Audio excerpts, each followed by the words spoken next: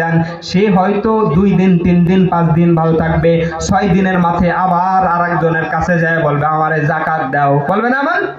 তবে যদি একজন ব্যক্তি গরিব মানুষ, তার একটা অটো নাই, তার একটা অটো কিনে দিলেন, রিক্সা কিনে দিলেন, এই রিক্সা যদি আপনি কিনে দেন, অন্তত পক্ষে সে কয় বছর? 5 বছর ভালো থাকবে। এই 5 বছরের মধ্যে সে যদি মানুষের বাচ্চা হয়, সে কোনোদিন কারো কাছে হাত পাতবে না।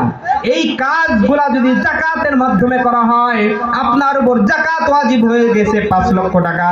2 লক্ষ টাকা দিয়ে একজন ব্যক্তিকে আপনি অস্ট্রেলিয়ান একটা গাভী কিনে দেন, গাভী কিনে দিলে আশা করা যায় যখন গাভী একটা বাছুর দিবে, বাছুর দেওয়ার পরে দুধ বেজে সেই ব্যক্তি আস্তে আস্তে স্বাবলম্বী হয়ে যাবে, ঠিক না? স্বাবলম্বী হয়ে যাবে না? এই পদ্ধতিতে যখন আপনি যাকাত দিবেন, আপনি মনে করেন এই বাজারের মধ্যে এই ফুটপাথে একজন ব্যক্তিকে গরিব দেখেছেন, যেই ব্যক্তি যাকাত খায়, যাকাত না, আপনি তাকে দেখেছেন।